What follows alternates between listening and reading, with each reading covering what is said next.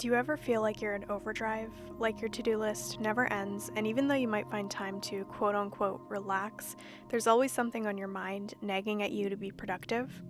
I've gone years feeling like this, always signing myself up for more, chasing after the next big move, and only living presently half the time. But I'm tired of it. I'm tired of feeling like I need to be productive every hour of the day. And while I appreciate the concept of efficiency, I think we might be pushing it a little bit too far. At least that's how I feel personally. The thing about efficiency is that there seems to be no limit. There's always something that can be improved. I believe this idea is helpful, but only in moderation. I've become caught up in the dark hole of self-improvement, home improvement, life improvement, and so on. But enough is enough, and it's time to slow down. As much as I appreciate the technological advances in our world and all of the good that they've brought about, I also find myself longing to live at a slower pace, unplugged and present.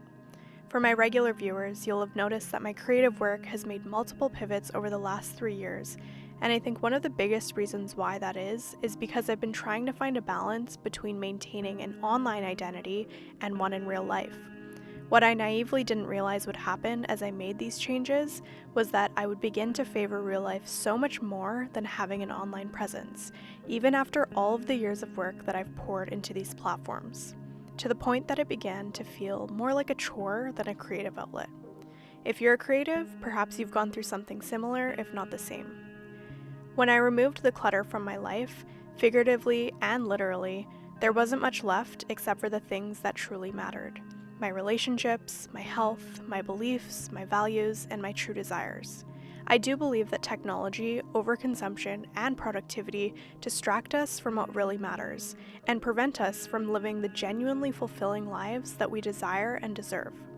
So with all of this being said, I'm on a new type of journey that I hope you'll feel inspired to join me on. That is, slowing down and learning that it's okay to just be where we are in this present moment.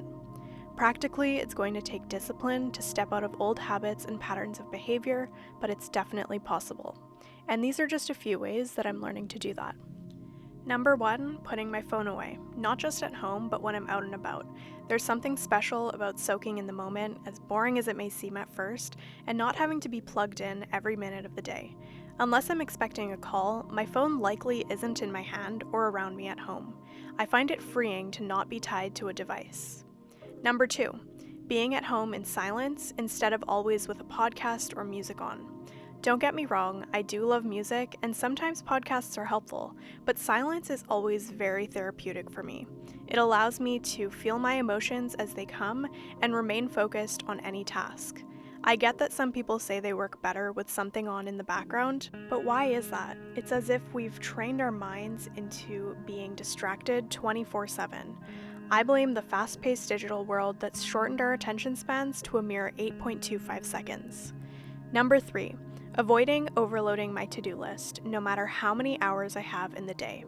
There was a point in time that my to-do list would consist of 10 to 20 tasks, but I'm not a robot, and the satisfactory feeling of being productive just doesn't last.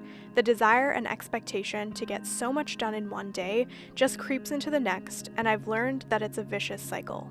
Maybe it's just me, but when I'm at peak productivity, I find it extremely difficult to just sit and do nothing, even if it's in the presence of loved ones. So now I'm keeping my to-do list to a minimum 3 to 5 tasks only and assigning them according to my priorities.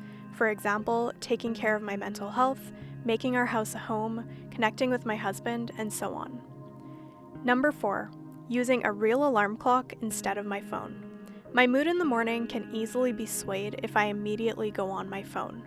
Keeping digital devices out of the bedroom helps to prevent digital dementia and allows me to stay present from the moment I wake up. I control my device use, not the other way around. Last but not least, I'm learning to be okay with just being and not worrying about what's to come next. For example, spending the day with nothing on my radar except cooking meals and picking up my book, leaving room for impromptu visits to my parents' house or a walk around the neighborhood with my husband.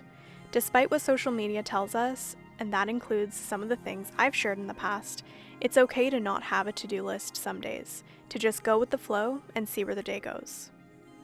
If you take anything from this video, I hope that it's a strengthening in your desire to live more presently and to not worry about what everyone else is doing. It's okay to want to slow down, and we can do it together. Thank you for watching, and as always, if you enjoyed it or found it helpful, please give it a thumbs up and leave a comment. It helps tremendously. I appreciate you, and I'll see you in the next one.